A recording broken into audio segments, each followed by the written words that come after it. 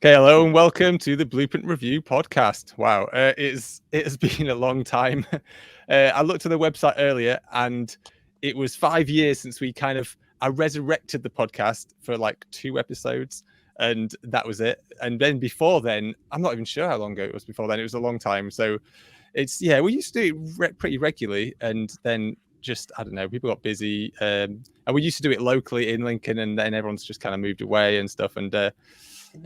But I kind of just recently, I think it's around around New Year, you're thinking of New Year's resolutions and all this kind of stuff.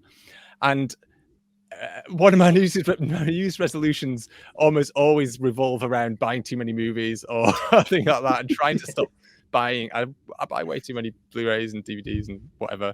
I've still got VHS tapes lying around. It's ridiculous. And but this year I kind of thought, I want to try and stop buying more movies. But a big thing that I've got is I buy quicker than I watch, because I watch a lot of films, but I tend to watch a lot of the review screeners that we get sent and things like that, or I go to the cinema, what have you. So I have a absolutely ridiculous pile of unwatched movies, thousands, literally thousands, and it's just ridiculous. So I kind of wanted an excuse to kind of force me to watch a few more. So I thought I'd bring back the podcast. But rather than bring back a podcast and be kind of like being obligated to watch something, I just wanted to be free to watch whatever I wanted. So I thought I'd bring the podcast back purely to talk about unwatched movies in my collection. But I obviously didn't want to do that by myself. That would be weird and boring. No one would want to listen to it. So I thought, because Blueprint Review is a collaborative site, we've got a lot of writers. I thought I'd bring some of the writers on each. I say month. We'll see how we get on, honestly, and have us all kind of talk about movies that we want to watch. I don't know. We'll see later if we're all kind of watching unwatched discs, or if any of you have left discs for streaming. Curse you if so. No, then we'll see. So yeah, that's kind of what inspired bringing back the podcast. So first, I guess we'll introduce everyone. I mean. Myself, I'm David. I run Blueprint Review, the editor, whatever you want to call it, and I do a lot of the reviews. I've been running the site for I've lost track of what we got to. A long time, 14 years maybe, but a long time. And I continue to do so. I love running the site. It eats up a ridiculous amount of time, but I wouldn't have it any other way. But yeah, let's move on. I'll go kind of clockwise around my little screen. Leon, do you want to tell us a little bit about how you got involved with Blueprint, any other podcasting experience you've got, and also tell us about your collection if you have it, and why you Absolutely. So first off, I'm Leon, and I've been writing for Blueprint. I think at the end of this month it comes up on my first year, which is wild to me, because it feels like I've been writing for way longer almost, given how much I've already wrote for the site. I absolutely love it. I think I came across you through it might have been the Home Media Boutique group on Facebook, or one of those groups where I think you posted for looking for a couple of writers about a year ago. And since then I've wrote for the site. I've done a couple of interviews, which I'm incredibly proud of, and hopefully some more come along soon, because they're so much fun to do. But I love films. I tend to like a lot of what most people would consider trash or sleazy stuff, but that's just my jam. I mean, I love 88 films, Arrow Video, and I think later when we talk about some of the films I've been watching recently, you'll probably get a taste for what I kind of like in film. But my collecting habits, very similar to yours, where I buy more than I watch. I have slowed down this year, and like you said, I've kind of took the early couple of months of this year to actually beat the backlog, and I watched an insane amount of films early in January for the first time. And I've picked a couple of films this time,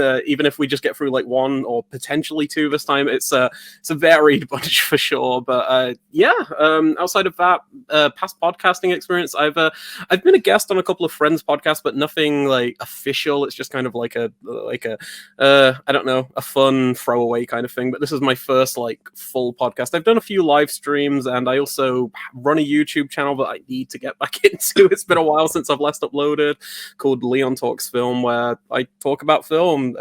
And yeah, that channel has evolved a lot over time. It goes through different phases, and I kind of need an excuse to get back into uploading. So yeah, but I do reviews, unboxings, all that stuff. But that's about it, really. Hope I didn't go on too long.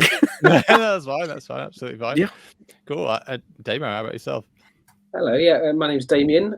Yeah, Dave and I go back a long way. I was kind of thinking it probably like 20 years. I apologise. I will keep calling you Damo. It's just habit. Damien. All right, yeah, I've got my name up as Damien, but yeah, Damon's fine. Yeah, so I kind of studied film at university. That was kind of my thing, and Dave and I kind of worked together for, as I say, kind of quite a lot, kind of 20 or so years ago. And kind of my career's kind of taken a different direction now. So when this kind of opportunity came up to talk about film, I kind of jumped at the opportunity, because I don't really get a chance to kind of do that much anymore. So yeah, I kind of I've done a little bit of writing for the Blueprint Review, but not for quite a long time now. So I think partly because of a lack of time, kind of the opportunity to kind of talk about it for an hour today rather than kind of writing reviews was kind of right up my street. So yeah, very excited to kind of come on here and do this. In terms of my collection kind of, I think I probably kind of joined the dark side to a certain degree. Dream into things like movie is kind of where I tend to kind of watch things more often than not these days. But as I say, kind of my film watching is kind of not as much as I would like, just because of kind of life getting in the way. But this opportunity to kind of, like, as you say, kind of you're obliged to kind of watch something. To kind of talk about it was kind of perfect for me. So yeah, I've kind of got the one film that I kind of wanted to talk about later on. Is probably kind of a much maligned genre of film, but it's kind of for a reason, and it's kind of topical as well. We kind of Oscar week kind of coming up next week. So yeah, I'll leave that there hanging and see if you can. I'm interested. Yeah. That's me in a nutshell. Nice. All right. How about you, Andy? Yeah, right. So my name's Andy. I believe you could call me a Blueprint veteran at this point. I think I've been doing it for about 12 years. That was when I sort of met David. We met through a mutual friend when David was looking for the writers. Yeah. And I jumped at the chance of it. But I honestly thought, oh, this sounds cool. But when I got involved in it, I couldn't believe my luck. Like in a few months' time, all these discs that had come through and everything that was coming up, and it's only got better over time with all the different labels signing up and everything. So that tends to be where I get most of my discs from now, is signing up to review. But yeah, my collection, it's a kind of sad story really. About 4 years ago, when I found out I was going to be a dad, I thought I won't have time to watch films anymore, and I sold like loads and loads of it. And then like a couple of years later, I found out I did have time to watch films again, and I thought, oh no, all these films that I loved have just gone again. So I tried to limit myself a little bit, but I tend to buy stuff that I have already seen and loved. So if I watch a film and think, that is just brilliant, I need to be able to access it any time that I want, and in like a really nice edition, then I'll usually go and buy that. So so coming to this, I've got like two sorts of films to go to. I've got the ones that I haven't got around to watching, but then I've got all these films that I absolutely love that I bought editions of and then not re-watched because I've been watching other stuff on streaming. So for my films today, I picked one of each. I picked a classic that I loved, and then one that I hadn't got around to seeing before. In terms of the podcasting, I used to be a co-host of a show called Spoiler Podcast, where we talked about films, books, and TV series in their entirety without any fear of spoilers. It's actually over now, but it was really, really enjoyable when we did it, and we got nominated for a couple of awards as well. So that was really fun. Yeah. And we did post those on the site, didn't we? For the last batch of them, at least. Yeah. definitely worth featuring. Andy, sorry, we need to talk off air about how you've got children and still manage to watch loads of films. I need to Hey, I've got two. It does get, it gets, well, it kind of, well, it's weird. It's weird with kids. They kind of get easier in some ways, harder in other ways, but you do eventually get there. It's just getting those rhythms, and you just have to stay up late, I think, is the other thing. That especially is part of it, now mine are getting older. They go to bed a bit later, so it's a bit like, I'm trying to force them to bed. It's like, I want to watch a movie, especially if you've got something long to watch. It's like, but no, 6 o'clock and you're shipping them off to bed. I've got a 4-hour film to watch. Yeah, I think that's why I take on so many box sets, because I'm the only one here, I think, without kids. So I've got too much free time. I've got the opposite problem. So it's just like I'll take on these like big box sets and stuff. But yeah, it's like there's no chance to kind of double bill it anymore unless you got something really short. But no, cool. Well, excellent. So. What I was going to do, what I might do first, just before we get cracking into our reviews, is just to have a little think about what discs that have been announced in the last month or so. It's difficult. This is the first podcast, we could talk way back. But what discs have just been announced kind of recently-ish that we are most excited about? So I'll kick things off. There's a few that I was going to mention. One is the BFI have mentioned they are going to be releasing Floating Clouds, and Naruse has been missing from Blu-ray for so long, and I can't wait for that to happen. So I'm looking forward to that. Another one is, just for the East Asian genre movie geek that I am, Radiance have announced a Shinobi set with 3 Shinobi films, which just look awesome. I've never heard it. I've never actually I heard of the games and things, but I didn't actually realize it was a thing. But these look awesome. They look like my kind of thing. And finally, there's another one that's a bit out of the blue that I read about from Second Run. They're releasing a film called Happy End, and this just sounds fantastic. It's I believe it's Czech film, and it's about a convicted murderer's life that plays backwards. It starts from his execution and then goes back to birth. And it just sounds bizarre. It's like a kind of a precursor to like something like Memento, which plays out backwards and things. So it sounds fascinating. It's supposed to be a black comedy as well, which very much suits my taste. That sounds, those three really caught my attention recently. But we'll go backwards. So Andy, is there any that have come up for you that have? There's 4 that I'm actually signed up to review upcoming that I'm really looking forward to. One of them is The Holdovers, which I still haven't got around to seeing, but which everyone has been saying really done. It sounds right on my screen. Leon. Oh, dear, Leon. I won't say anything. I hope you enjoy it. I enjoyed it. I think you'll enjoy it. I'm very much in the minority on not liking that film, but I do hope you enjoy it. And I'm curious to read your review, because didn't they announce there's like a 4K coming out over here? Because I know that it only got a Blu-ray in America, but it's getting a 4K over here, which is really interesting. All right. That'd be really interesting. It's always really interesting to meet someone who, when like a film has been so massively acclaimed, to meet the one person who doesn't like it. It's so much more interesting. Yeah, I think my big thing. Sorry, I'm not gonna try and get sidetracked or anything, but my big thing is I don't really connect with the work of Alexander Payne too much, and I think that kind of going into it, I've seen a couple of his films. I checked out. Election, there we go, and Downsizing. I need to see some of the bigger ones like Sideways, but his style of directing doesn't do too much for me, and I just didn't really like gel with the tone as much as a lot of people seem to be with The Holdovers, because I know so many people who love it for the like kind of cozy tone, and it just didn't really like resonate as much as I was hoping. But I really am looking forward to reading your review, and fingers crossed you do enjoy it. Yeah, fingers crossed.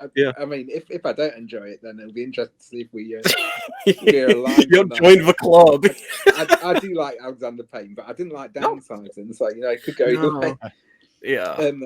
Another one is that was just really announced the other day was a Colombian noir box set of William Castle's The Whistler, and it's 7 sequels. So I'm really looking forward to that. 7, yeah, really 7 sequels. So that sounds amazing. Is that Indicator? It's not a film franchise that I know much about, but you'd think like with 8 films out there, it would be on your radar, wouldn't you? But that's interesting. I do the Nas.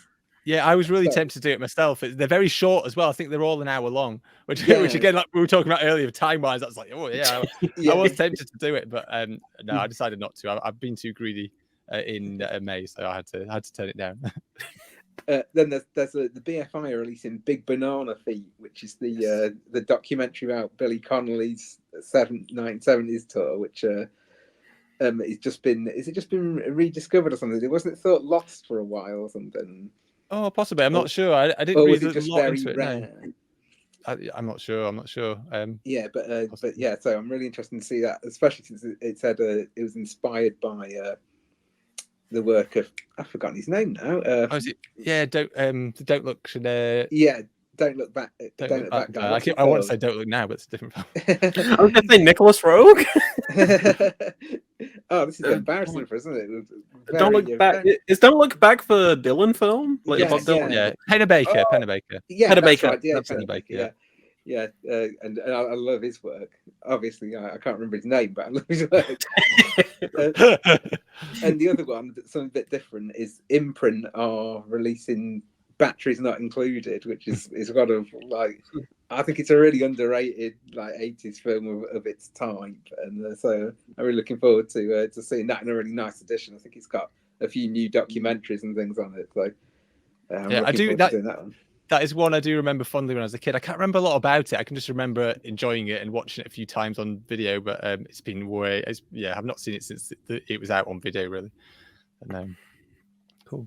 Right, Damien, what about you? Yes, I've also got kind of looking forward to the Holdovers as well. So kind of just to reiterate that, kind of missed it at the cinema, but Alexander Payne, I do kind of like most of his previous work, and I just kind of like the fact it looks great. It looks like it's kind of a 70s film stock. So yeah, obviously Leon's not a fan, but I'm kind of looking forward to that one. I hope you enjoy it. I do. Yeah, because it seems most people seem to love it. So like, fingers crossed you like fall into that category, and it works for you. Yeah. Let's see, and another one that I kind of missed at the cinema is an A24 film. It's a Dream Scenario.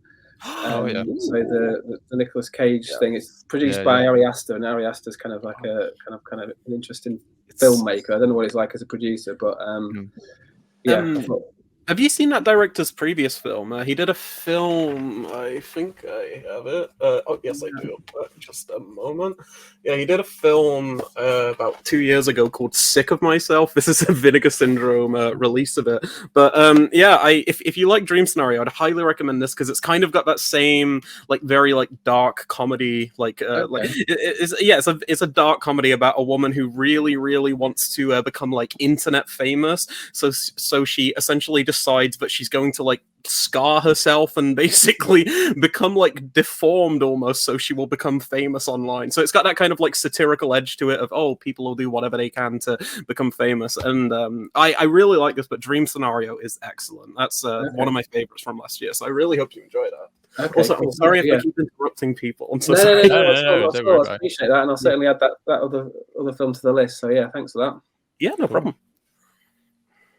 And Leon, what are you looking forward to then? Oh, okay. So there's a few. Can I mention some that are coming out in the next month or so as well? Yeah, of course you can. Yeah, awesome. Okay, so the big one for me, and I haven't bought any of these sets yet, but this one's really, really like I'm like, oh, I kind of need it. Is the new Columbia Classics Volume 4, like the 4K Blu-ray box set, because that comes with 5 films. It's Kramer versus Kramer, Punch Drunk Love, which is one of my favorite films, if not my favorite film of all time. John Carpenter's Starman, and then I'm forgetting the other 2 films. I can't remember the other 2 films. I remember those ones. They're the ones that I'm really like looking forward to. But I really, really want to pick that up. I kind of regret missing out on some of the previous ones, but with those sets, they're kind of a mixed bag in terms of the films, and I kind of wish Sony would just release them standalone, so I could just get like a snazzy version of like Punch Drunk Love. But they have been really random. Some of the selections, really bizarre batches of films. The last one had like Matilda, and then it had some other completely like different films, and I'm like, this is such a. It does encapsulate like the Sony catalog and the Columbia Pictures catalog, but it is a bizarre selection of picks. But there's there's a release of it. I don't know if it's confirmed yet, but I've heard like rumors that Shout Factory are releasing a 4K of Killer Clowns from Outer Space. If that's true, I'm definitely getting that, because Killer Clowns is really, really fun. Oh, that's a great film. I'm trying to think what else is coming out. Oh yeah, in terms of like some discs that I'm actually reviewing for Blueprint, I'm looking forward to some new Arrow releases, some upgrades. Crimson Peak in 4K. I actually had the screener arrive a few days ago for that, and I watched it a few months ago and really liked it. I like Del Toro quite a bit, so I'm looking forward to revisiting that in 4K because it's such a gorgeous film. I don't know if anyone's seen Crimson Peak. I actually missed it. That's one I actually still haven't heard. Really? Oh no, it's really, really good, especially if you're into like the more gothic side of like his work and everything. It's really beautiful. I think it was a bit polarizing because it was advertised as a horror film, but it's more of a gothic romance more so than anything. So, but yeah, I'm looking forward to that. And then Basket Case, Frank Henenlotter's Basket Case. I think I put a request in to review that. I watched that for the first time a couple of years ago, and I did enjoy it. It's a weird. It's like a weird cross between kind of naff and cheaply made, but actually quite well made in some other ways. Yes. It's quite nicely paced. It's very funny. It never takes itself seriously. Yeah. I like it. I enjoyed it more than I thought I would. Not just so like so bad it's good sort of way. I actually thought it was quite a decent indie kind of. It's a lot of fun. Yeah, I really like Henenlotter. I reviewed Bad Biology about a week ago for the site. I wasn't as much of a fan of that one as some of his other work, but out of the films I've seen from him, I really, really love like that era of like Basket Case, Frankenhooker, and what's the other one that I'm missing? It begins with B. Oh no, Brain Damage. There we go, Brain Damage. Yeah, that's really fun. But yeah, those releases I'm really looking forward to. And then Criterion are porting over their 4K for Raging Bull, which I'm really, really excited for. Fingers crossed I can get a 4K disc for that. But even if it's on a Blu-ray, I'm just excited. Yeah, I'm just excited to revisit that, and I'll probably pick it up because, it's just cool to see so much Martin Scorsese like getting the 4K treatment. I mean, we had After Hours last year. Mean Streets was like last year for Criterion, but we got a second site release over here, so it's just great to see more of his films like pop up on the format because he's one of the best. He's one of my favorite. I know it's like a very obvious choice. Oh, Martin Scorsese is one of the best, but I love that guy. He is good. But yeah, I still haven't gone 4K. It feels wrong, but I'm scared though. If I did, I don't want to start replacing it. In my head though, I do think Blu-ray still looks really good. But I'm sure I'll upgrade one of these days. But I don't know if I'd necessarily replace a lot of stuff. But we'll see. You never know. And you know what I'm like. But for me, I'm a projector guy. I've totally spoiled by watching movies on a projector, and the 4K projectors are just a bit too expensive, so I just haven't made that move. But one of these days, maybe one of these days. I do have a 4K monitor, so I could potentially place that. But sitting in my office on a little monitor, just wrong. But no, cool. Anyway, we should rambling along. Let's move on to our reviews. I'm gonna. I won't kick things off. Actually, let's go, Damien. If you want to start with your, because I'm intrigued about what you're talking about. Well, I'm interested. See if you can. I mean, you probably can guess the genre when I said the most maligned genre. I don't know, melodrama. I don't know, maligned genre. Or it depends. It depends who's malign. I guess horror maybe is. It depends who you're talking about. I guess the Oscars. They don't tend to give things to horror or comedy, but no. Well, but if you're talking, I don't know. Yeah, I would have said, if I immediately said if you said what's the most maligned genre, it'd be the rom-com. Oh yeah, yeah. And understandably so, because basically most romantic comedies are neither romantic nor funny, so it's obviously a bit of a problem. But this one that I'm going to talk about today is basically 90 years old. So that's the reason I think it works really well. The reason I wanted to talk about it is, well, one, because it's great. It's just actually just had a 4K restoration release at the cinema, as well as obviously a disc as well. I know where you're going with this. You know where I'm going with this? Yeah, this is one night. Yeah, I absolutely love it. Absolutely. So yeah, no, it's an absolutely, obviously a great film. It's kind of 90 years old this year. and obviously kind of, you know, we've just kind of in February, it was kind of obviously Valentine's Day, so kind of a rom-com one would be kind of good to watch. And it's 90 years old, and it was it did the kind of full sweep at the Oscar. Obviously Oscars is coming up next week, and this was one of the first films it swept the board. It won Best Picture, Actor, Actress, Director, and Screenplay. And I think obviously for good reason. I'm assuming that you've all have you all seen it? I know obviously I need to see it. I have the Criterion though, because I know Criterion released a Blu-ray a few years ago, so I have it, but it's on my never-ending watch list. Well, as soon as we got off this, you should watch it tonight, because it's definitely it is a lot to watch. Really good. Yeah, it's obviously kind of. I think basically, you know, Iris, my wife, she kind of likes a lot of kind of rom-coms, which obviously I don't, as I said, because most of them are just rubbish. But she kind of watched this one with me, and generally she doesn't like older films. She's kind of completely opposite to me. She doesn't really like older films or black and white films, but she absolutely loved it as well. And I think it's basically just one of those masterpieces that just kind of works. It's, you know, the chemistry between the two stars, you know, it's crackling.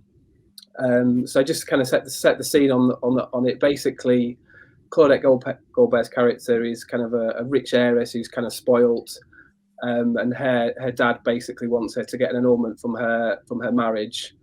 And she kind of runs off. She jumps off a yacht at the beginning and kind of swims away without any kind of money. So she has to kind of get a Greyhound bus from Florida, from Miami, where she is, up to New York. And on this Greyhound bus, she kind of bumps into Clark Gable's character, who's a journalist who's kind of just lost his job and not got much money either. So they're both kind of like, you know, there's kind of the classic meet cute on the bus from Miami to New York, and obviously they kind of don't get on, but circumstances kind of push them together.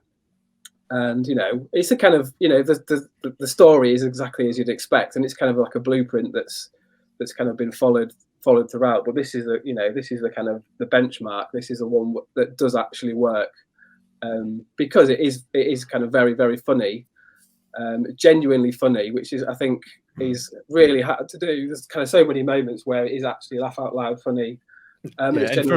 And for a film that's 90 years old to still be funny, it's quite an achievement. Although there's a lot of the old films I love, but yeah. I mean, to be honest, it's amazing when you watch it. Obviously, it looks great. Obviously, the 4K restoration looks great, and it sounds, obviously, a lot of these 90-year-old films, it's the audio as well that I think that it really struggles, but it sounds great as well. It doesn't really feel like a 90-year-old film, both in the way it kind of looks and sounds, but also in the way that it's done as well. So.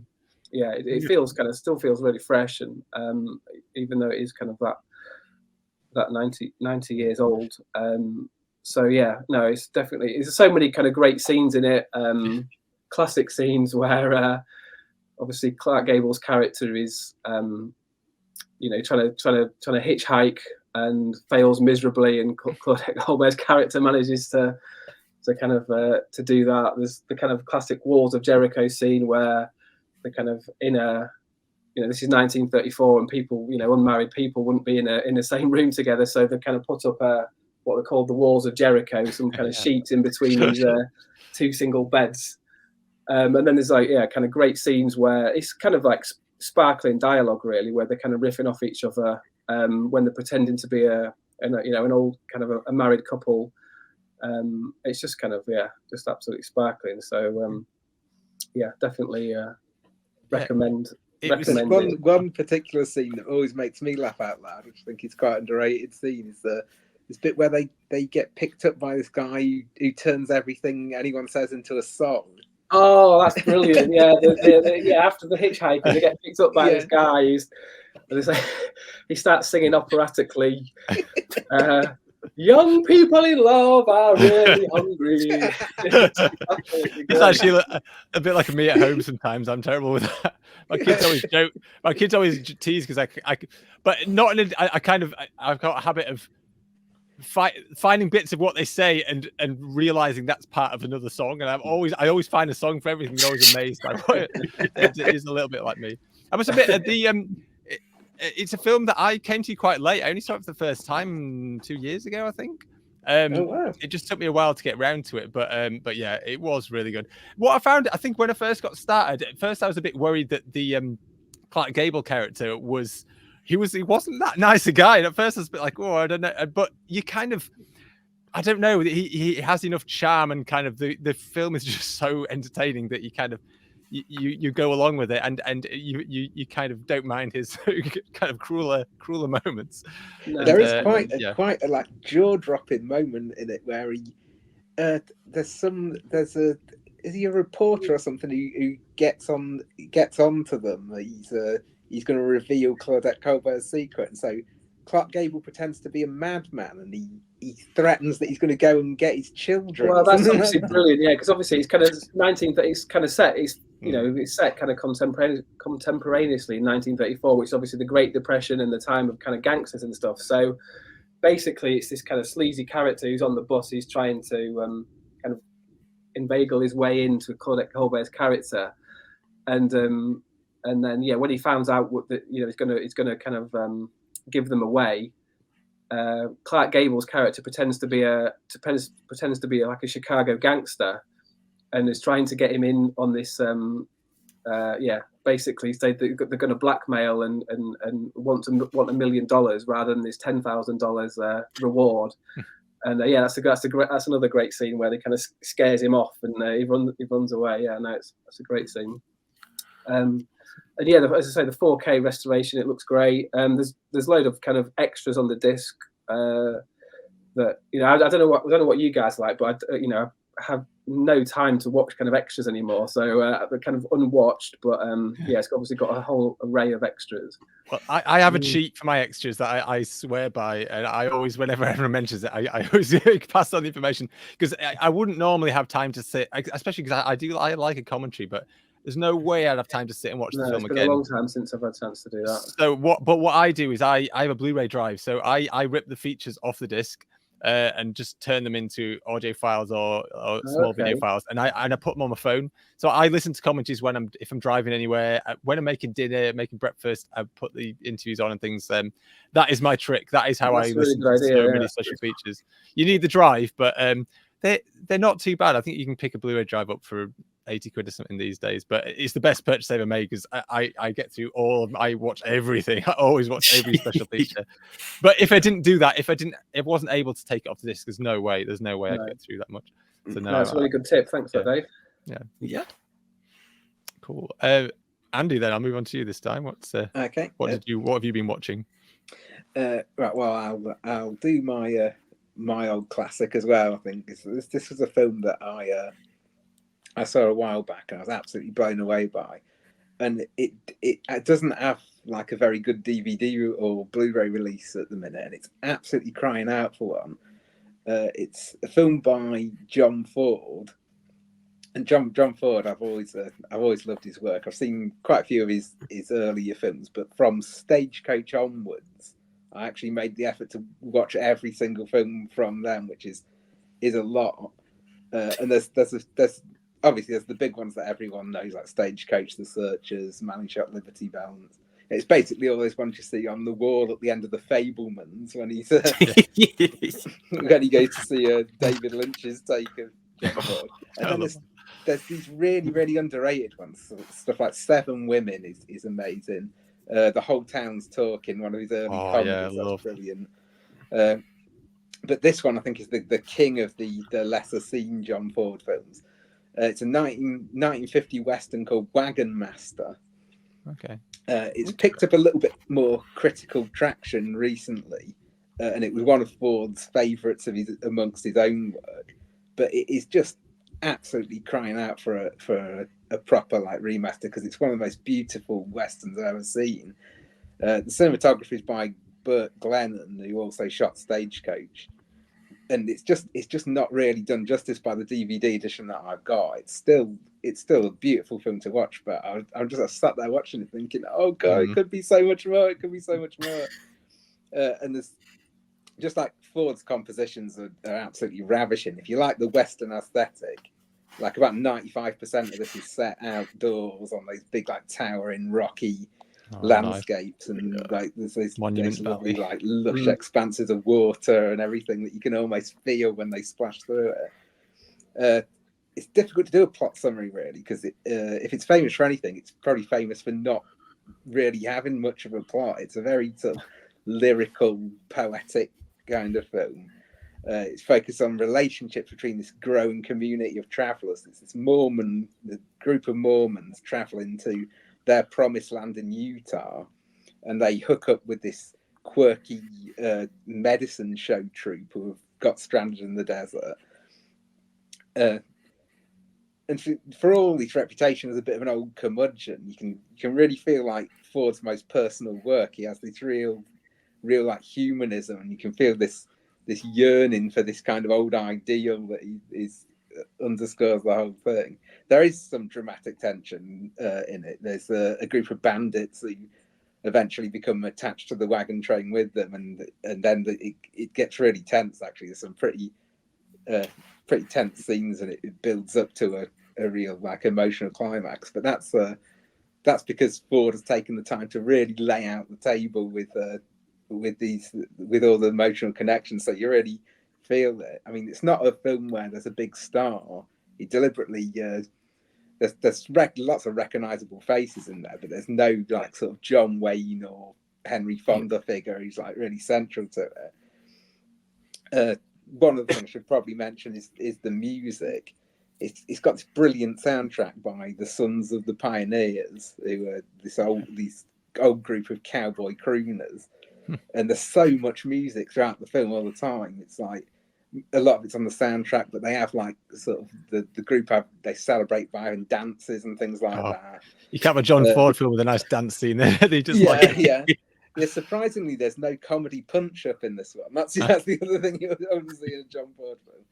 But a lot of people have even said that it's virtually a musical. I mean, I wouldn't go that far. Music plays a huge part, but it's not really a musical. But it is one of the things that resonates with you. Like when you finished it, the music stays with you. The ending, there's this montage right at the end, and it's set to this Mormon hymn, "Come, Come, Ye Saints." And I'm as agnostic as they come, but those scenes are just preposterously rousing. It's just a beautiful montage that he's put together, and it just really leaves you with a feel of how great it is.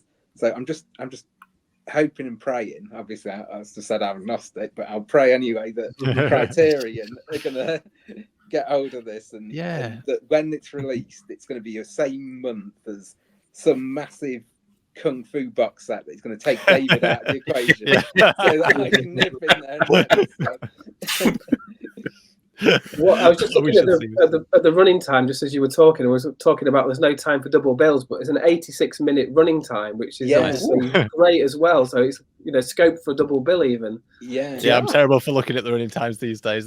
I'd like to say Radiance are bringing one out that sounds good. I can't pronounce it. It's a French film, I think, Tronx something. But that's like, it's like 5 hours or something like that. And it's supposed to be amazing, so I'm really intrigued. But it's like I saw the length, I was like, no. So let someone else do that one. I know. Cool. Yeah, I must admit that's one I've not seen. I love a good Western. I do love a good Western. But there's a lot of gaps. For me, definitely. There's quite a few. There's a few John Ford ones I've not seen. There's some of the bigger ones as well. I just need to get watching out. Too many kung fu movies. Oh yeah, awesome. Leon, what have you been watching then? Oh, so after having two recommendations in a row of like spectacular films, I've got to hijack it and like recommend some trash now. So I was thinking, I was like, so in the past couple of months, I've watched some like films that are like hailed as absolute classics, like Dog Day Afternoon and The Conversation, both of which I absolutely adored. Some of my new favorites. Dog Day Afternoon is already probably like in my top 10, top 20 of all time. I adore that film. And I was like, oh, do I talk about that? No, I'm going to talk about a sleazy, awful Italian film that I picked up on 4K called Burial Ground. Yeah. Has anybody seen Burial Ground here? I haven't. No. I'm aware of it, very aware of it, but I've not seen it. So Burial Ground, I am obviously like I'm in my like late 20s now, or like mid to late 20s. So a lot of the like classic like Italian films that came out during like the video nasties boom, I never watched when I was younger. So I'm rediscovering these through the labels like 88 Films and whatnot. 88 seem to be like doing the like majority of the work now. Arrow started like about a decade ago, but like highlighting video nasties, but other like Italian genre films from that era. And I was in HMV the other day on payday, and I saw this was in the 2 for 30, and I picked this up alongside the new Teenage Mutant Ninja Turtles film, which is actually pretty good. I actually like that quite a bit. But yeah, I brought a friend round. He's never seen an Italian film before, which blew my mind. I was like, "You've never seen an Italian film before? What?" So maybe this wasn't the best first. You'll probably never watch another one. he seemed to have a blast with it, but I was like, "Oh no, this is not the right first introduction." I corrected it after this. I did show him Suspiria, so he did watch a good Italian film after. But yeah, how do I talk about Burial Ground? I will admit, I don't do this for any other genre of film, but I did watch it with the English dub. I only watch Italian films with English dubs just because of like how they recorded audio back then, like the post-sync type thing, where it's like you've got actors of all languages kind of speaking their own native language. So it's you're never going to get like a definitive audio track, whether if like you're watching Suspiria, Jessica Harper's in it, so like she's an English-speaking actress. So yeah, we watched a dub. I've got to say, it is the worst Italian to English dub I've ever seen in my entire life. Like, it was really, really remarkably bad, but it added so much to the enjoyment. I need to actually describe the film. So, there's an archaeologist, and he's discovered a secret. He just says, "I've discovered it." We don't know what this secret is, but he's discovered a secret, and then he goes underground to this ancient burial ground, picks up a hammer, and starts hammering on a tomb, as you do, of course. As soon as he does that, some zombies just decide, okay, we're going to wake up and eat him now. So they just wake up and eat him. He awakens them. I don't know how. I feel like they were just taking a nap or something. It felt like that because they just kind of appear out of nowhere. And then he gets eaten. And then we follow this group of characters. Some of them are related, some of them are friends of a family, and they're holed up in a big mansion. And after doing a bit of research, I figured learned that the mansion they use in this film is the same mansion that they use in the film Blood for Dracula, which I still need to see, but I've heard that's actually a pretty good film. But it's like a popular mansion for these films around this era. So anyway, you've got like this family, and some there's a mother, a father, and a son. Oh my god, the son. There's an actor called Peter Bark who plays the son in this film, and does anyone know Peter Bark here? He is I wish I had a picture of him right now. Say, I'm terrible with names, but I've watched quite a few Italian movies. I don't think he's been in many. I think this is like one of his only features. But essentially, he's a shorter man. He's in some Dario Argento films. What's it called? Deep Red. Is he in Deep Red? Isn't he? I think so. Yeah, I think so. But I just looked him up. Yeah, he doesn't look like a child, but he's playing a 10-year-old in the film. He was 25 when he was filming this, and he's playing a 10-year-old. It is bonkers, and I was like, oh my goodness, are they really going for this? But they really do. So that's happening, and as he's getting acquainted and getting a bit too acquainted with his mom, I'll say. I'm not going to say anything else. Zombies, just because the zombies have arisen, they decide we're going to eat people. That is virtually the plot for the film. It's 85 minutes long, and the plot is that paper thin. After the introductory 10 minutes, it is just 75 minutes of people making out, having sex, and then being eaten by zombies, essentially. They're running around. The zombies are kind of sentient. Like, they can pick up garden tools, and they can open doors for some reason. They can climb up like walls, so they can hijack and break open a window. the most confusing zombies I've ever seen in a film, honestly. It has this absolutely atrocious, like, synth score that just seems like someone's, like, messing about on a synthesizer with no real aim whatsoever. But even though I'm just highlighting all of the awful things about this film, it is so entertaining. I was not bored for a second of it. And yeah, I will say, in positive news, the 4K from 88 Films is actually pretty good. It's got Dolby Vision, and no, it looks really, really excellent. I need to dive into some of the extras. There's so many. There's some new and archival audio commentaries, interviews with a few people who are attached to the film, and this is the one that's really interesting to me. There's a 35mm blow-up print of the film included on the Blu-ray, so there's like a grindhouse, like kind of a scuzzier version, which I think is really, like, that's a cool thing to include, given that, yeah, with 4K, you're striving for visual perfection and the highest quality restoration, but to have like a little beat up print, I like that. It kind of reminds me a little bit of, I need to dive into this release. I know you did a review of it, David, but the Bruce Lee set had so many like alternate like versions and everything, and I know there were a few like alternate prints of some of the films on that set, right?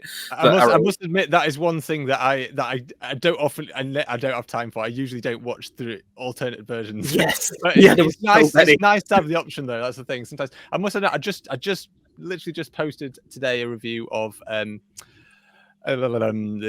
brain, I've just totally forgot what I just reviewed. The That Cold Day in the Park, Robert Altman film. Oh yes. And I actually chose to watch the extended version, which isn't necessarily like, because sometimes you kind of have a definitive director's version. That isn't really. It was actually a version that was, I'm not quite sure where it came from. I think it was just like a first cut almost, and they cut it back. But I watched it out of interest. It was longer. It had more stuff. I thought, why not? So it is nice. That always good to have that option. But I must admit, I rarely sit and watch both versions. Definitely not in a row for a review. No. Time. Yeah, it's cool to have those. But that does sound like a cool idea. The only thing I would say, it sounds weird, is obviously it's like you've got this 4K ultra remaster, and then you've got a really grotty version on there. It's like almost seems it pointless. Yeah, it's fascinating. But I think some of those films, I think that, I don't know if it's not necessarily more fun to watch it that way, but it does kind of. You're right. It gives it that kind of grindhouse experience. Yes. Like, because as I say, when we do our kind of weekends with trash with Justin and Andrew, we watch a lot of VHS, and obviously the quality is rough, but it does add to it does have this kind of charm to it, and it's kind of, you're like crossing your fingers, I hope it plays. It's like, and it's too juddering around, you're hitting the tracking and stuff, and it's, I don't know, it's a bad way of watching movies, but at the same time it's got that nostalgia factor to it. And I don't know, it has got a certain charm watching the rough copies. Oh, absolutely. Yeah. But yeah, that basically sums up my thoughts on Burial Ground. It has one of the funniest like freeze frame final shots I've ever seen in a film. Like I like almost scream laughed when it happened. I was like, you are not doing that. It without giving away too much, it ends with a frame of something happening, and then some text appears on screen, and there's a grammatical error in the text. They spell like night incorrectly. It's like NITGH or something. Like there's this really obvious error. I'm like, how did you what? It was incredible. I really recommend that release if you're into kind of like your trashier films and everything. It is nowhere near as like high art as something like It Happened One Night or like a John Ford film. You could do a double bill with Wagon Master on the grounds. It's 85 minutes and 86 minutes.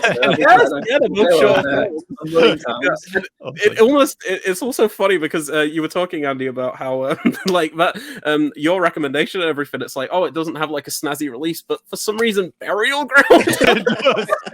I do find it weird, especially the things that go to 4K to sometimes, because obviously it's quite you get a lot of these quite cheap, sort of rough, like it's kind of scuzzy horror films that get crazy 4K releases. It does seem bizarre sometimes. It does seim really bizarre. Like, it's not like if I owned something like Burial Ground, I can't see me needing to upgrade. But if I didn't have the film originally, then why not go? 4K? Yeah, sure. But there is an argument there, I guess, that 4K and Blu-ray and 4K and stuff, it makes it in a way, it makes it more cinematic because it's closer to the original. You can get more of the grain and stuff like that, which gets lost on DVD and things, and video it just has its own grain. It's something different altogether.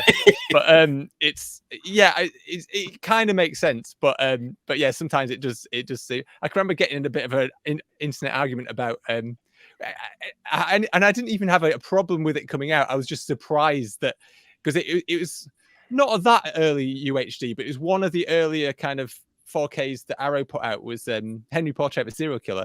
And the thing is that it's shot on 16mm and stuff, and it's supposed to look grotty, it's supposed to look scuzzy. And I was just a bit surprised. I was like, why is this one of the early UHDs? It just seems really odd. It's supposed to look a bit grotty.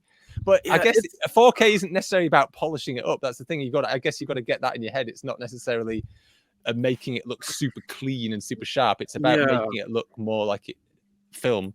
At least it is for these re-releases. Obviously, it's different when you get into modern films. They're shot in 4 or 8K and stuff, so it makes more sense. But it's a weird situation, but it does baffle me sometimes, the choices of films that comes up 4K. Yeah, there's some utterly bizarre ones. You mentioned Henry, like I own the Henry Arrow release, and I've got to say, like I probably would have just been better sticking with the Blu-ray because that 4K doesn't really add as much as you'd really hope. But it's like it's a solid transfer, but it's like a lot of films, especially ones that are shot on like 16mm, don't really justify like the jump to 4K, but maybe like a 4K restoration on a Blu-ray or something would be perfectly adequate for something like that, I think. But it's like the really like I think where 4K truly shines is in something that might have had like I don't know, like a scuzzier prior transfer or something that's really colorful, like Dario Argento's Suspiria, which I also watched, that has maybe my favorite 4K disc ever, just because of how, if you've seen the film, you know how like gorgeous and like how many colors are in Suspiria. Like Argento uses every color under the rainbow in that film, so it's like it really pops with like HDR and stuff like that, and that kind of feels like, oh, this is what 4K was made for. But you get the 16mm films, and they just don't really hit as much as you'd want, and you're like, did this really need a 4K Arrow? It is a bit weird sometimes. Cool. Well, I'm going to move on now because I'm realizing we're at times moving on. I'm going to talk about my film. So I'm like Andy. I watched a film that it's more for me. I'm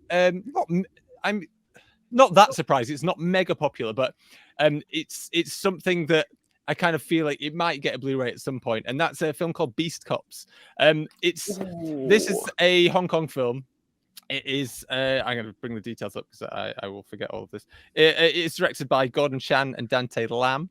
It came out in 1998, and although it didn't do big business kind of over here, in Hong Kong it was a big film, and it absolutely cleaned up at the Hong Kong Awards. I need to look all this stuff up to see exactly what it won. But yeah, it won Best Film, Best Director, Best Screenplay, Best Actor, Best Supporting Actress, Best Supporting Actor, Best Editing. But it was nominated for some of those ones, but it won kind of a clean sweep of a lot of the main awards at the Hong Kong Film Awards. So it was a big film at the time, and it's one that I know has had quite a strong reputation in kind of Hong Kong kind of movie lovers. But I had it on. I got a DVD of one of those. Does anyone know the Hong Kong Legends label that was around? Yes, of course. The 2000s. Of course, they did a lot of the kind of classic kung fu movies and some other Hong Kong movies, and it's not one of their official ones. It's what they did towards the end of their cycle, because they kind of went bust eventually. Is they started releasing a magazine where they would release their films with vanilla discs, and you'd get like a little magazine with it that would kind of tell you more information about it. And I have got the magazine version of Beast Cops, so no features, nothing, very basic. But as I say, because it has got a bit of a reputation, and the reviews, like Letterboxd, it's got a really high Letterboxd score and stuff like that. So it's one that I'm surprised hasn't been put out to Blu-ray yet. But you never know with the licenses and things like that, and it may happen one of these days. Is this the Anthony Wong film? Sorry, it is Anthony Wong. Yes, it is Anthony Wong. I will get there. Awesome. So this is So Beast Cops. So I try to sum up what it's about. Anthony Wong is the lead. He plays Tung, and he's a street cop in Hong Kong. But he's kind of quite a laid back cop. He operates by having a kind of a great rapport with the criminals. He's kind of mates with the triads. As long as they're not causing too many problems, he's happy, and he likes to gamble. He'll go in their casinos and things and make some money. and it's kind of works. There's a bit of a kind of status quo is just in the area that he works in, even though it technically is pretty corrupt, but it works. It kind of works. It's a weird, it's a kind of nice corrupt. But what happens is there's a bit of there's a mix up, and there's a bit of a botched hit that goes wrong, and one of the kind of triad bosses, one of the big brother, they kind of call him, he has to go into hiding, and he's one who's friends with Tung, and Tung sees that he does it, but he's like, just go, get out of here. So the big boss disappears. He gets out of town. So while he's out of town, you get a young kind of upstart, Phi, who's played by Roy Chung, who's kind of sees this as a chance to kind of move up and try and take over Big Brother's throne, or whatever you call it. And in amongst that, you have then also at the same time, Tung gets a new boss, a new lieutenant who's called Michael Chung, who's played by Michael Wong, and Michael Chung, it's never made clear, or I might have missed it on the subtitles, but I believe he's like half Western, because he speaks English occasionally with an American accent, and so he comes in and he's very different. He's more sticks by the rules. He wants to catch all the bad guys, kind of things. So you've got this kind of mismatched cop thing going on. It sounds very generic, and the whole setup, it sounds pretty basic, generic. But the way this film plays out it really surprised me. Like the box art that I've seen for this, especially the UK box art, at least, it looks really tough. Beast cops. You think, yeah, they're going to be blowing the shit out of everything. This is going to be awesome. I'm going to see some kung fu and all this stuff. Not really. I mean, there is some strong violence in here occasionally, especially towards the end. The ending is brutal. But really, weirdly, a lot of this movie is like a hangout movie. Like, there's not a lot of plot other than what I mentioned. That plot just kind of drifts along until the end, and it all kind of kicks off. It's just quite common. You do get this quite a bit in Hong Kong. But it's a weird kind of hangout movie. It's kind of Tung showing this new lieutenant the ropes and how he does things, and then the new lieutenant's kind of doesn't quite agree, but he tries to go along with some of it and doesn't quite get it. But then he gets into trouble. There is a bit more of a plot with the lieutenant ends up falling in love with the ex of the big brother guy. Well, I say ex, but he kind of run off into hiding with someone else because she didn't get ready on time. She was still getting her stuff together, and he just ran off with some floozy. And so you get an extra bit of stuff going on there, and but it's just a really odd film, and it's oddly toned. There's a lot of humor, but then there's these really dark, nasty kind of bits, and it's a weird one. Like there are a lot of moments where it didn't quite work for me, it didn't quite gel, and this is very typical of Hong Kong films, though, in terms of not only I don't just mean the kind of tonal shifts that's very common in a lot of East Asian films, and I kind of like shifts in tones like that. They make films more interesting sometimes. But no, yeah, there's a lot of also common to Hong Kong films. There's some quite broad performances. Anthony Wong is brilliant. He's always brilliant. He is definitely the best thing, and he kind of keeps the film moving along. Because Michael Wong, I didn't go for him. He's quite wooden. I mean, his character's less interesting anyway, which doesn't help. But he just doesn't have that charisma. So some of the bits with him and when he meets up with the big brother's girlfriend and stuff is like, there's a bit of a weaker points to the film. But there's such an odd feel to it, and it was surprising me so much. I was just really drawn to it. And it was it's very stylish as well. It's got a very 90s kind of style look to it, but it's got a little bit of a Wong Kar-wai kind of vibe going on. It's where he uses a lot of handheld camera and he shoots on the streets and things like that. But at the same time, there's a lot of neon use, there's a lot of color, a lot of thought put into the color, which kind of gives it a stylish kind of vibe. There's a little bit of not a lot of slow-mo, but it only happens once, but really early on there's this flashback that's done in black and white and ultra kind of slow-mo that's really cool. And it's the whole thing is a real mixed bag. It's really weird. So but I'm glad I watched it, but it wasn't what I expected. And as I say, it's a little bit hit and miss, but yeah, it was an interesting film. I kind of recommend people to check it out, and it would be nice to get a Blu-ray. As I say, it looks nice. It would benefit from kind of a better release. And I would definitely be interested in some special features as well, because it is, as I say, it's an odd film. It's just to see kind of what they were going for, and it's surprising. it's a little surprising to see how successful it was at the awards. I mean, it's not an obvious, it's not an Oscar baity sort of thing. That's sort of, but I guess I don't know, the Hong Kong Awards, a different kind of vibe, I guess, to the Oscars. But as I say, it's a very curious little movie. I don't know if anyone else has seen it. As I say, it's not. It was popular at the time, especially in Hong Kong, but I don't know if it's talked about as much these days. I don't know if anyone else has seen it. It's something that I'm very aware of because when I reviewed The Untold Story for Blueprint, there was an interview, and there's also a where's the release?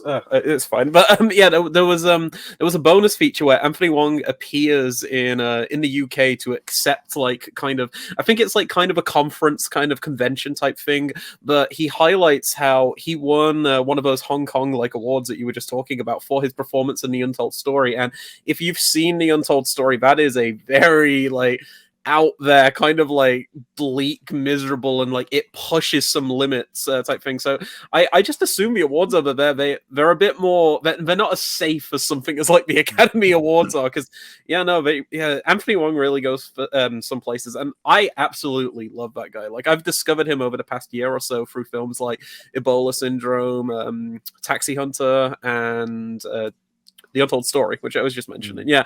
And no, everything I've seen him in, he's always like amazing. And yeah, this has been on my radar for a while since I saw that interview. And now that I'm hearing that it is quite an interesting film, even if it is a bit uneven, I'm still sold because I mean, as I say, a lot of people like it. I mean, it gets quite good. It gets good, decent reviews. So I think for me, it might have just been that surprise that stopped me from totally loving it. But if you go in expecting the unexpected, then you'll enjoy it. As I say, I still enjoyed it, but it's not perfect. Yeah.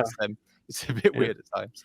Yeah, fingers crossed that gets a release though. From like, it sounds like the type of thing Eureka would probably release over here. Yeah. I don't know how easy it is to get hold of these days. As I say, I've had that DVD for years. Just buy that. That's part of what I wanted to do. I wasn't sure what to watch, and I just went for something that I've had for ages and just haven't got around to watching it. So yeah, cool. Well, I've realized that, I mean, some of us had two films to talk about. I'm realizing it's getting quite late. I'm tempted though, because you guys have prepped it, we could have super fast like mini capsule reviews perhaps. I'll quickly do mine whilst I'm talking. I did watch the other film I did watch was A Scene at the Sea, which is Takeshi Kitano's one of his earlier films. It came just after he did Violent Cop and Boiling Point, and this is a total change of pace. And I said I'd keep it short. I'll try and keep it short, but it's a really beautiful little film. It's very, very minimalist. It's very subtle. It doesn't give backstories to its characters. The plot is really stripped down, really basic. There's not a huge amount. It's almost silent film because the lead character is mute, and it's a lot of it is about his relationship with this girl, with his girlfriend, and his girlfriend doesn't speak to him because he's deaf as well as mute and hard of hearing, and so there's very little dialogue. It's almost like a silent movie. There's a lot of surfing, a lot of sitting at the beach, but it's a really beautiful, sweet little film. Very different from some of the Takeshi Kitano's more famous sort of films. Although at the same time, his kind of gangster movies are often more laid back and more subdued and more kind of weird kind of hangout movies. I've seen a lot of hangout movies recently. So I think it's not totally away from those films, but it's more purely like just a blissed out, quiet, gentle experience. I definitely recommend that. And that was a Blu-ray. That was a third window release. It's got an excellent commentary by Jasper Sharp, I think, or was it Tom? I can't remember now. I think it was Jasper Sharp. I might be wrong, but yeah, I would definitely recommend that. So that sounds awesome. Yeah. And Andy, did you say you watched one other thing? Yeah. Well, I thought I would go with one of my big passions, which is animation. And I watched independent animation from 2019, which I bought a digital copy of a while ago. For some reason, I've just never got around to it. It's only 75 minutes long again, so perfect for getting into those gaps. It's called Away, and it's completely made by just one person. It's called Gintz. No, I didn't look up a video so I got the pronunciation right, but I'll try and. He's called Gintz Zilbalodis, and he's a Latvian animator. and he animated it entirely himself. He wrote it. He composed the music for it even. And it's just that it's about it starts off with a boy we find him hanging from a tree by a parachute. We don't know how he got there, and he's just on this island. He finds a motorbike, just an abandoned motorbike. So he has to try and get across this island, and he befriends this injured bird. But they're also pursued by this giant shadowy monster that seems to suck the life out of everything that it comes into contact with. And that's that plot wise. That's about it. Again, it's we've had a few tonight that have been like not very plot driven, but but it's just a very much about sort of the feel of it. It's very kind of the look of it is almost, you could almost say it's primitive, as some people have compared it to watching a computer game walkthrough more than a film. But it's if you can get into the vibe of it, I find it really kind of strangely relaxing. So yeah, if you're into animation, if you're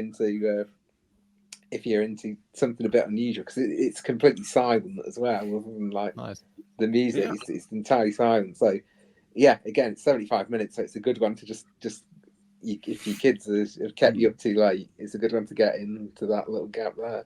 Yeah, sounds good. Cool. I've looked it up online actually. It looks beautiful actually. It's yeah. Oh, it looks like my kind of thing. I love good animated film. Cool.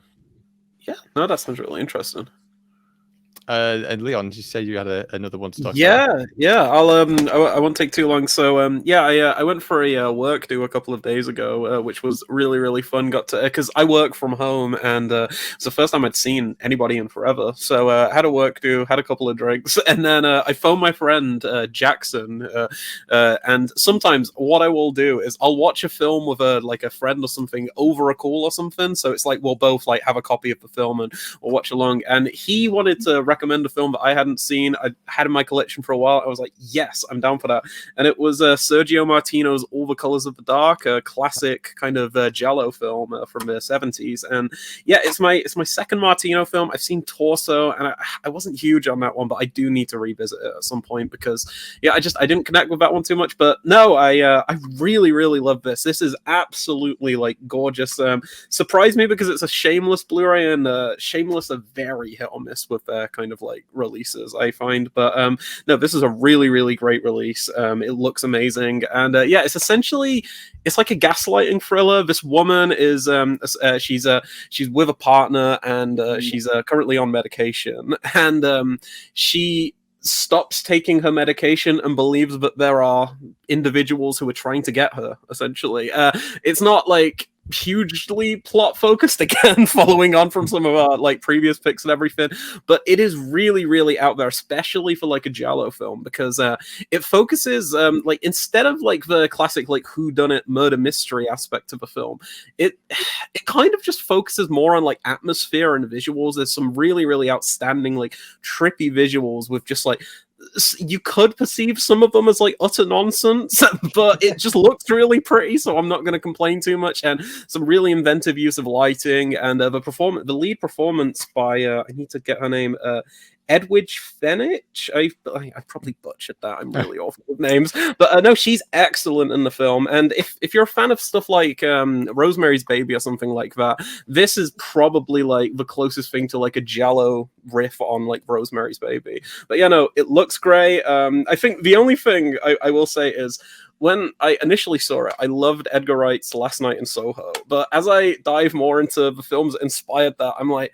he took a lot from films of this era, and particularly in this one, there were like 4 moments where I was like, no, Edgar Wright didn't like homage that. He just stole them from this. And I was like, no, Edgar, come on. I thought better of you. But no, it's absolutely gorgeous. Super, super influential. Great release.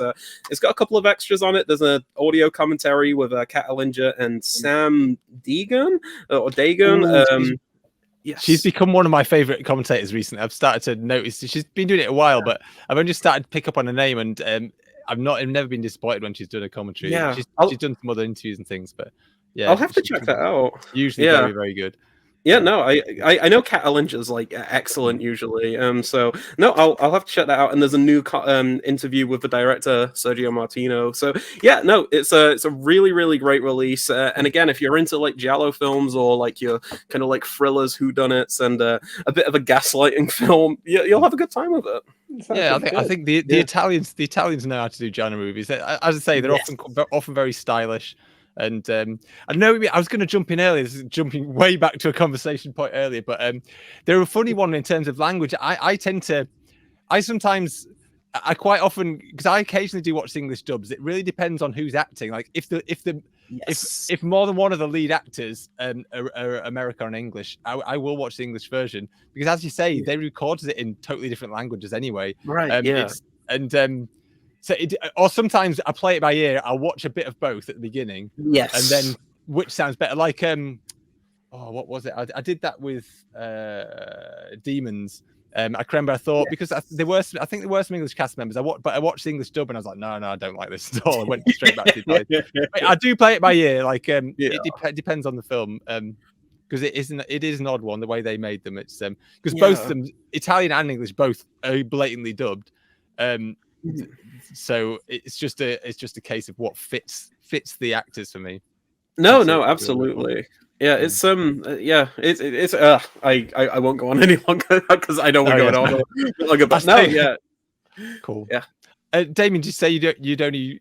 No, I just have the one prepared, so it's probably quite a good thing, just given the timing anyway. So. Yeah, I'd say it's running on. In my mind, it's like, yeah, we can keep it 100 hours. Like, no.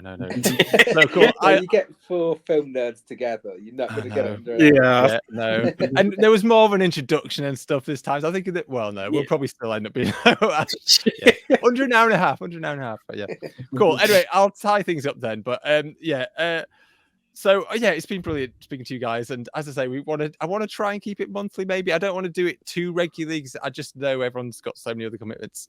There's a few other writers interested, so I'll probably jumble it up a bit. We'll get people in and out, so mix it up a bit and see how things go. But just before we tie it up, I just like to see if anyone's got anything, plugs or anything to talk about. First, myself, I'll just say that I've just posted my review of That Cold Day in the Park. I'm hoping to review The Swordsman of All Swordsmen soon, but I haven't received the disc yet, but I'm expecting it soon, so hopefully have that up. And other things, I've been on a few podcasts recently. I'm going to be. I was on the Fight Club Minute, which I don't think is out yet. I recorded it a couple of weeks ago. I think it'll be on in a month or so. So keeping out for that. I was also on. I'm going to be on Movie Rob Minute talking about Die Hard with a Vengeance. That's recording at the end of the month, but I'm probably queuing it up too early though, because I don't know when it'll be published. It might be a while. And also, I quite regularly go on the Lambcast. I was on. The show I like to go on most is the Decade Look Back shows, where they pick a year and you pick 5 films from each year to talk about, usually come up with a theme. And I was on a few weeks ago talking about films from 1991, and I picked super low budget films from 1991. And then I am going to be on the show in a month or two talking about 1967 films. I won't tell you my theme yet. I won't give it away just in case it changes my mind. But I do have a very specific theme for that, which is good. Cool, but Andy, have you got anything to plug? Anything, reviews coming up? Anything? I'm nearly at the end of. I've been rewatching every film written by the writing team of Lowell Gantz and Babaloo Mandel, which has been interesting. It's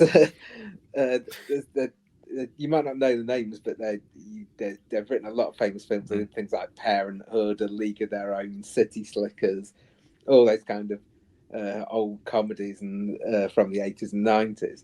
It's been really interesting, but I must admit I'm in the last few films now and it's tailing off violently. So I was commenting on Facebook. So I was like, why? But no, you never know. Some of them might be hidden gems. Some of these recent ones, probably not. That's what I always hope. But I did watch Where the Heart Is last night, which is one of the worst films I've watched in Oh no. And apart from that, the only other thing I've got this month coming up on Blueprint Review is I'll be reviewing the Criterion release of Dazed and Confused, which I'm really looking forward to revisiting. Cool. Damien, got anything coming up? No, I'm afraid I haven't got anything to plug or anything like that. But by kind of listening to you guys, I need to kind of book my ideas up and maybe just, somehow get less sleep and do more. So. It's all right. Yeah, life gets in the way sometimes, especially when you got kids. It's I don't know. I don't know how I fit so much stuff in there. Yeah, probably not. You brought It Happened One Night to the table tonight, so you've earned your keep already. Thank you very much. And as I say, hopefully this will be a good excuse to get involved because it's a bit less, just an hour or so. I say an hour, an hour and a half, 2 hours, an hour-ish. Yeah, cool, excellent. And Leon, have you got anything to plug on Blueprint or elsewhere? Yeah. So it'll be mostly Blueprint, actually. I've got a couple of reviews coming up in the next few weeks in March. I'm struggling. I wish I had my phone by so I could because I have a little notes app where I'll keep track of what's coming out. But off the top of my head, I'm going to be reviewing Abel Ferrara's Fierce City, I believe it's called, which is one of the Ferraras I haven't seen, or Ferrara.